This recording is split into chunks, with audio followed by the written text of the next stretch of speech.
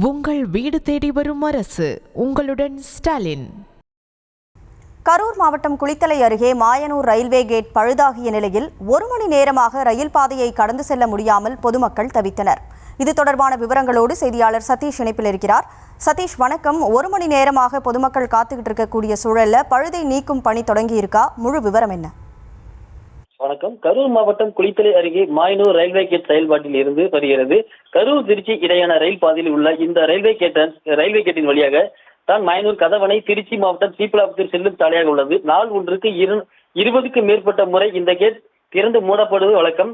இன்று காலை railway gate வருவதற்கு முன்பே வழக்கமாக மூடப்பட்டது. ரயில் சென்ற பிறகு ரயில்வே கேட்டிலிருந்து பழுது ஏற்பட்டதால் அவற்றை திறக்க முடியாத நிலை ஏற்பட்டது. காலை நேரத்தில் வேலைக்கு செல்பவர்கள், பள்ளி கல்லூரி அலுவலகம் செல்பவர்கள் கடும் அவதிக்குள்ளார். இதனால் பொறுமை இழந்த அவர்கள் மூடப்பட்ட கேட்டை பாதியளவு தூக்கிவிட்டு பொதுமக்கள் கடந்து சென்றனர். ஆபத்தை உணராமல் கார் உள்ளிட்ட வாகனங்கள் ரயில் பாதை கடந்து ரயில் பாதையிலும் வாகனங்கள் நிறுத்தியும் கடந்து செல்ல முடியாமல் திரும்பி செல்லும் நிலை ஏற்பட்டுள்ளது.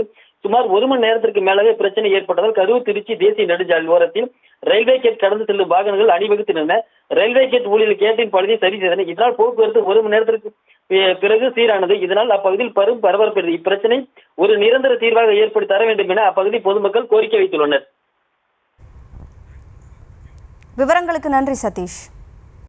உங்கள் வீடு தேடி வரும் அரசு. உங்களுடன் ஸ்டாலின்.